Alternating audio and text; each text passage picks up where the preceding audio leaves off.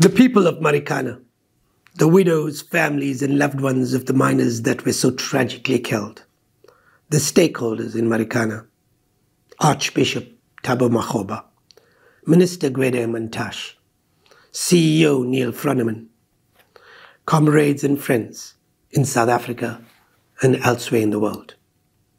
August 16th will forever be etched in the minds of South Africans, given the tragic events of that day 10 years ago. The killing of 34 miners in a tragedy under any circumstances. But it is even more painful to know that it happened under the tutelage of a democratic government, a mere 18 years after the formal end of apartheid. This memorial and the many other remembrances we have reflects a collective desire to ensure that this tragedy, or something akin to it, is never again repeated. But if this is to be realized, then our conversations and deliberations need to go beyond critique and blame, to also think through ways and measures to heal our divides and address our systemic challenges. I cannot and will not ask the children, wives and family members to forgive those that perpetrated this act. I have no right to make such a request. This is only for them to decide. What I can say is that we as a collective society, in Marikana, in South Africa as a whole, cannot avert another disaster like this unless we learn to govern and manage our affairs differently. We can find blame for the massacre, and there is much to go around. We can accuse a mining industry that has gone on for more than a century, enrich some, and dispossess so many.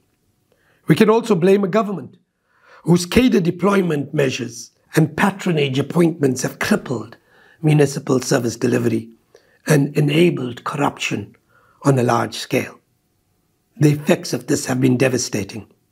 Not only has it led to a police force that is largely ineffective, but it is also prone to extreme acts of violence in managing protests. The consequences were deadly and tragic for the communities of Marikana, who were on the receiving end of municipal incompetence and police violence. We could also blame the state of our unions, who are meant to represent workers, but spend so much of their time fighting each other for access to resources, and whose mobilization of workers is also so often violent prone. They too push the boundaries of what is acceptable, as we have seen so often in violent actions and counteractions around the country.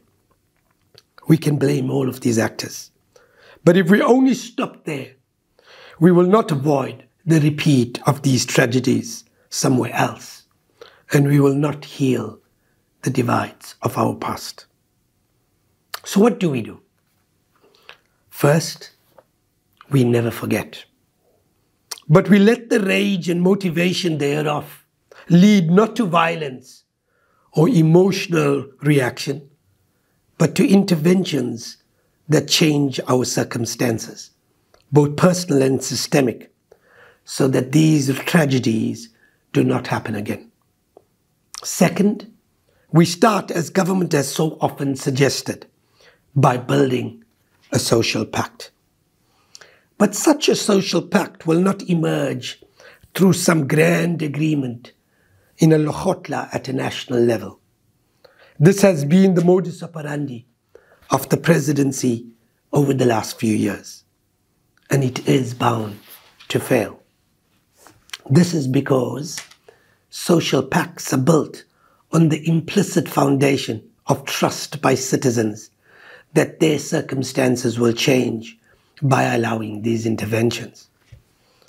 But such trust does not exist in South Africa. Our citizens have heard it all before. Promises by politicians, both ruling politicians and oppositional politicians, that things will change. And then years go by, and all we have to show for it is more rich politicians and their business handlers who have feathered their own nest egg for themselves and their families. The only way out of this tragedy is to build citizens' trust by small local actions that demonstrate short-term benefits for citizens themselves. As this happens, so too will trust get built, on which further interventions could be established. Some of this has already been undertaken, both by governments and Sibanye-Stillwater, through the Marikana renewal process under the leadership of Archbishop Thabo Makgoba. This renewal process is defined by the following pillars: honor, engage, and create. The commitment to provide widows with houses and to educate the children of the miners are important elements of this initiative. I am told that we have our first doctoral graduate from these interventions. These are important first steps. But we now need more systemic interventions that enable the development of a more inclusive socio-economic and spatial environment. What would this involve? It would require an economic and social investment into Marikana as a community. Schools, hospitals, community centers need to be built and developed.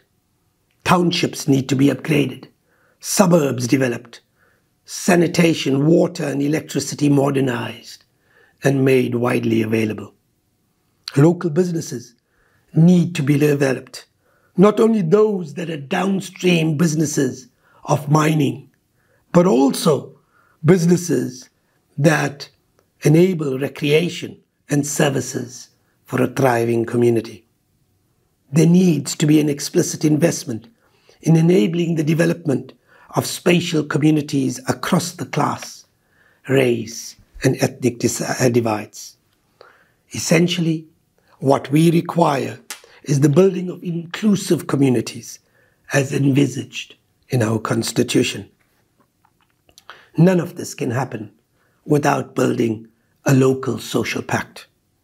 It is going to require businesses like Sibanye-Stillwater to make investments into the local community through the tax regime, both national corporate and local municipal, and through additional corporate social investment initiatives.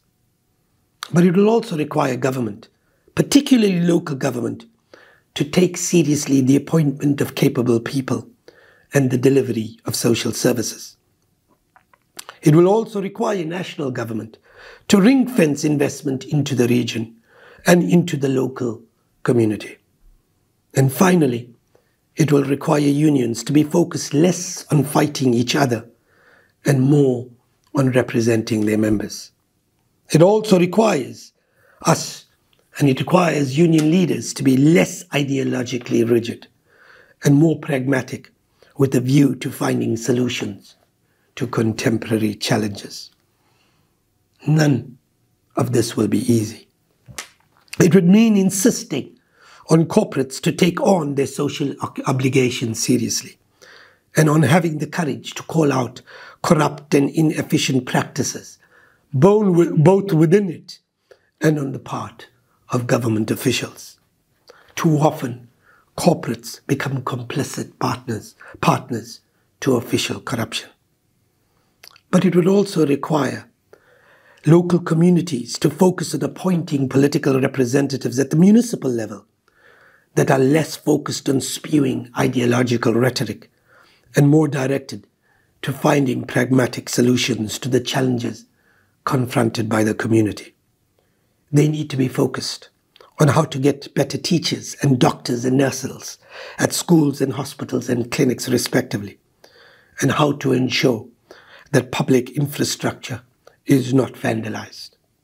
They also need to ensure that their access to offices is not used as an excuse to procure contracts through their families and through their friends. And it will require us to call out union officials and others and socially exclude them when they are intent on enabling internecine conflict. All of this is about building a local social pact. And it is multiple versions of these social pacts around South Africa that will return trust to the citizenry and enable the broader national social pact on which South Africa's development agenda can be built. It is truly a daunting task. But imagine building this agenda from the ashes of Marikana. Can there be a more fitting tribute to the miners that perished on that fateful day on 16th August 2012? Thank you.